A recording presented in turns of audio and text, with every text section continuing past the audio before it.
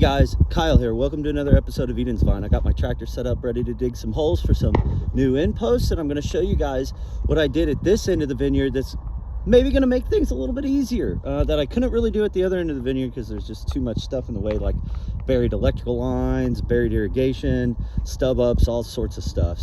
But down here we should be able to do this in the right way. So I'm going to show you guys how I did that here in just a second. And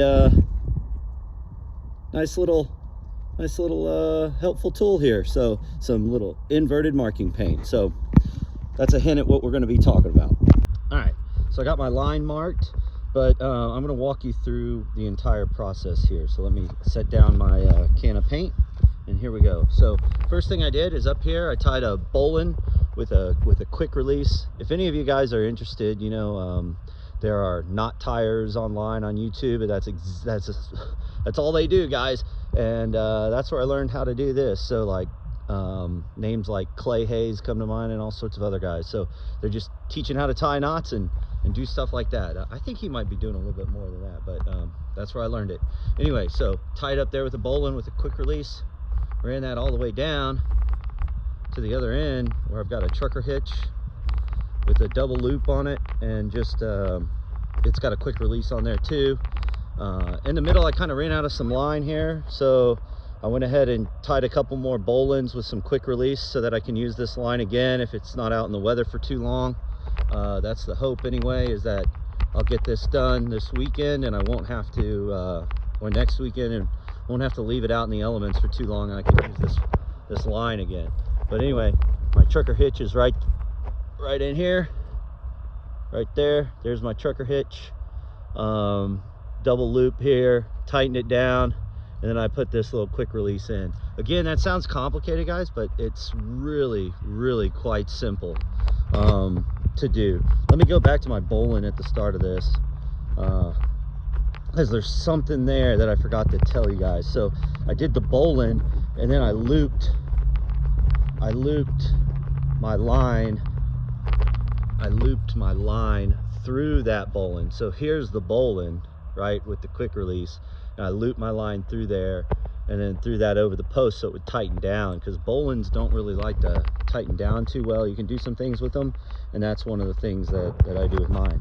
But nonetheless, I now have a straight line to the other end for the top of my posts.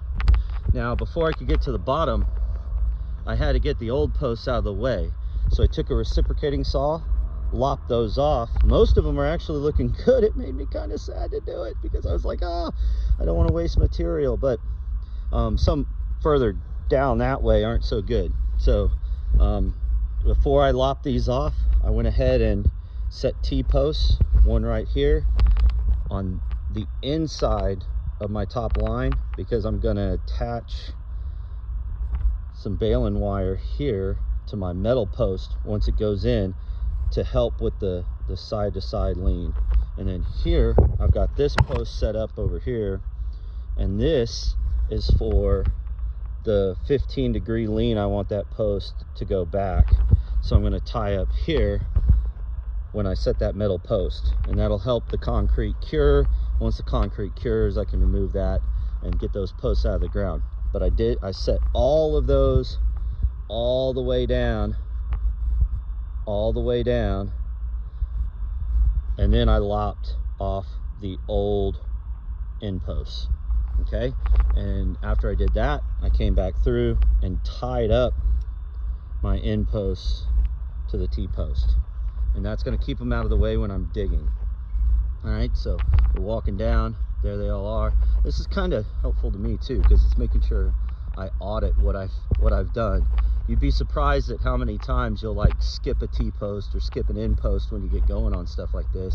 So it's a good idea to walk back through everything and make sure you've got it. It's also a good idea after you're done to walk the vineyard a couple times, make sure you've got all your trash and wire and lines like that picked up off the ground before you run any equipment. You get that type of stuff tied up in your implements, and you're gonna have a bad day. All right, so then the next thing I did after I got that done is I tied another bowline down here. Of course, I couldn't do that weird little loop down here, but I didn't need to, because all I was doing, this line's actually about to come out because I have it painted. So I've got that running down to the other end. It's running down, it's just twine, so it broke in the middle. So when it broke in the middle, I just tied a square knot, because that trucker hitch can get it tighter than what the twine can handle. So, and now I know why all those big catfish were popping it. No, I'm just joking. Maybe a couple big catfish, but not too many on those jug lines that I got out there sometimes. Anyway, so here it is. Here's that trucker hitch again, double loop, tied it off with a quick release. And now that I've got it painted, I'm just gonna undo all this. Undo all this. I'm gonna go down to the other end. I'm gonna undo my bowline. And when I do that, I'm gonna go inside, get a little bite to eat, get something to drink, and then I'm gonna come back out here and start digging. All right, so here's my quick release. Just whoop. That's it. I'm telling you guys, learning how to tie those knots. I don't even buy those well, I do sometimes, but not much. I don't use ratchet straps much anymore. I just use the right size. I just use the right size rope whenever I'm tying down gear or anything to get ready for a trip or something like that. I don't even use those ratchet straps anymore.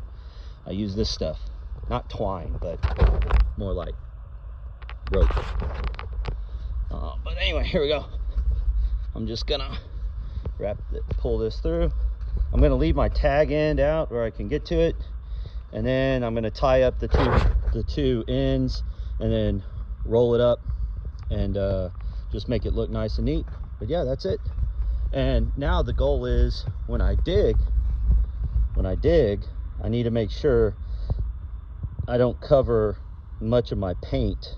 So when I dig, I kind of want to put the dirt back there instead of over my line, because the thought is, if I drop the end of the post in right there and line it up well, and that post leans back and just barely touches that top line, I've got my 15 degrees, and I don't need to be too neurotic or concerned or anxious about having the right lean. I'll still check it with the levels. I got them on my tractor ready to go, so I'll still check that, but it's going to be a lot closer than trying to eyeball it. All right, and down at the other end, we had to eyeball it. We didn't have time to really wait on getting an end post in. So if you notice here, I got a metal post set at the end of my row, or on my very southernmost row, and then I got an end post on my very northernmost row down there, and that allowed me to tie up. If I didn't have those in, I wouldn't be able to do it this way. And down at the other end of the vineyard, I didn't have time to do that, since I had a T-post fail, or not a T-post, I had an end post fail, and I had to get to it. And I didn't just have one, I had a few interior end posts fail on that end, because that end of the vineyard's a little wetter and they brought it out a little faster. And so I had to just do the best I could down there to make sure everything was up and working and operational.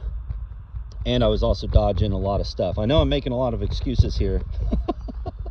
And you know everybody's got an excuse, and I'm sure somebody better than me could have done that perfect, but yeah, I wasn't in a position where I could wait or do that perfectly. But on this side, I am. So we're gonna get this done right. Guys, again, thank you for hearing me ramble a little bit about my vineyard and what I got going on out here. I hope that's really helpful to you. That's what we did when we were trying to set posts for our chain link fence out here. This galvanized fence over here, I didn't do that. That was here when I got here. However, up by our gate, there's a black fence that connects that gate and that entrance. I did do that, and this is how I did it. And then over there on our north side, there's another black fence, and that black fence is something I installed, and this is how I did it. Okay, just giving you guys a little insight into how that gets done. When we first established the vineyard, I didn't know those knots, so I used a lot of geometrical tools and stuff to get that done. So a lot of squares, a lot of making my own squares to kind of line stuff up, a lot of measuring out with very long measuring tapes and measuring reels and stuff like that to make sure that everything was lined up out here. Now, and as you can see when you walk through here, it's lined up, so the geometry works out, guys. So the geometry is an extremely helpful tool if you're planning on doing anything like this. It's something that you know, the theorems and postulates and all that stuff, it's like, whoa, I can't believe I got to remember that stuff. But really, guys, trig geometry, basic geometry is really all you need for this, but it is quite helpful.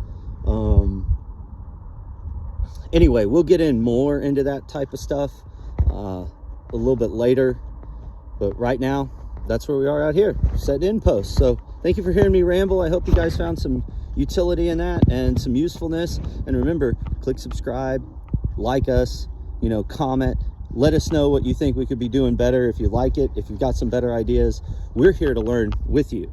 All right, I'm serious about that. I don't know it all. I'm here to try to learn. I'm here to try to learn from people that are doing like really excellent things. And I'm here to show you, if you're trying to start something small like this, it's possible. Okay, you don't have to go and grow on 200 or up to 1,000 acres like some of these guys are doing, and getting real serious with it.